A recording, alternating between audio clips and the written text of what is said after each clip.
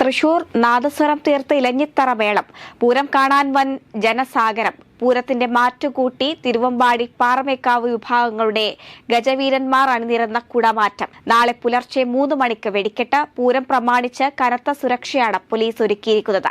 തൃശൂർ പൂരത്തിന് ആശംസകൾ നേർന്ന കേന്ദ്ര ആഭ്യന്തരമന്ത്രി അമിത്ഷാ. ഇന്ത്യ പാകിസ്ഥാൻ സംഘർഷ സാധ്യത ശക്തമായി നിൽക്കെ കേന്ദ്രം സംസ്ഥാനങ്ങൾക്ക് നൽകിയത് 10 നിർദ്ദേശങ്ങൾ. കാർഗിൽ യുദ്ധകാലത്ത് പോലും സ്വീകരിക്കാത്ത മോക്ക് ഡ്രില്ലാണ് ഇതിൽ പ്രധാനം. കേരളം അടക്കമുള്ള കടലോട് ചേർന്ന് കിടക്കുന്ന സംസ്ഥാനങ്ങളിലും പടിഞ്ഞാറൻ സംസ്ഥാനങ്ങളിലുമാണ് ഉയർന്ന ജാഗ്രതാ നിർദ്ദേശം പ്രഖ്യാപിച്ചിരിക്കുന്നത്. ഇന്ത്യ പാകിസ്ഥാൻ സംഘർഷം എങ്ങോട്ട് വേണമെങ്കിലും നീങ്ങാമെന്നാണ് സർക്കാർ വൃത്തങ്ങൾ പറയുന്നത്. കേരളത്തിൽ കൊച്ചിയിലും തിരുവനന്തപുരത്തുമാണ് മോക്ക് ഡ്രിൽ നടക്കുകയെന്നാണ് ലഭ്യമായ വിവരം. സംസ്ഥാനത്തെ +2 പരീക്ഷാ ഫലം മെയ് 21-ന് പ്രഖ്യാപിക്കും. ഹയർ സെക്കൻഡറി പരീക്ഷയുടെ മൂല്യനിർണ്ണയം പൂർത്തിയായതായി മന്ത്രി വി ശിവൻകുട്ടി അറിയിച്ചു.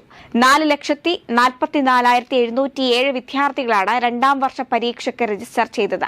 ടാബുലേഷൻ പ്രവർത്തികൾ നടന്നുവരികയാണ്. മെയ് 14-ന് ബോർഡ് മീറ്റിംഗ് കൂടി മെയ് 21-ന് പരീക്ഷാഫലം പ്രസിദ്ധീകരിക്കും. 1ാം വർഷ ഹയർ സെക്കൻഡറി പരീക്ഷയുടെ മൂല്യനിർണ്ണയവും നടന്നുവരികയാണ്. 4,13,581 വിദ്യാർത്ഥികളാണ് 1ാം വർഷ പരീക്ഷയ്ക്ക് രജിസ്റ്റർ ചെയ്തത്. ടാബുലേഷൻ പ്രവർത്തികൾ പൂർത്തിയാക്കി 1ാം വർഷ പരീക്ഷാ ഫലം ജൂൺ മാസം പ്രസിദ്ധീകരിക്കുന്നതാണെന്നും മന്ത്രി അറിയിച്ചു.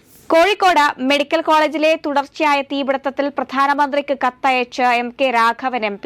തീപിടുത്തം സംബന്ധിച്ച് സമഗ്ര അന്വേഷണം വേണമെന്ന് അദ്ദേഹം കത്തിൽ ആവശ്യപ്പെട്ടു. തീപിടുത്തത്തിന്റെ അടിസ്ഥാനത്തിൽ കെട്ടിടത്തിന്റെയും വൈദ്യുതി സാമഗ്രികളുടെയും ഫിറ്റ്നസ് ഉറപ്പുവരുത്തണമെന്നും കത്തിൽ ഉന്നയിക്കുന്നു.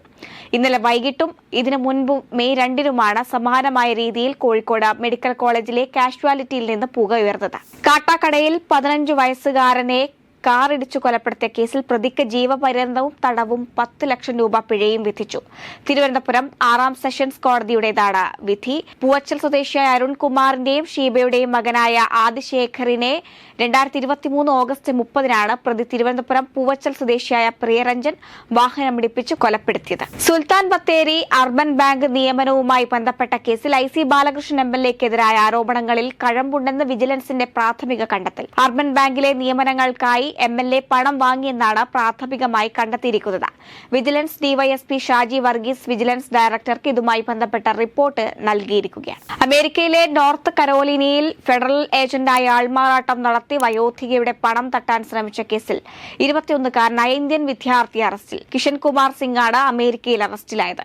പണം തട്ടാൻ ശ്രമിച്ച കേസിൽ ഗുരുതര വകുപ്പുകളാണ് ഇയാൾക്കെതിരെ ചുമത്തിയിരിക്കുന്നത്. 2024 മുതൽ സ്റ്റുഡന്റ് വിസയിൽ ഒഹായോയിലെ സിൻസിനാറ്റി പ്രദേശത്താണ് ഇയാൾ താമസിച്ചിരുന്നത്.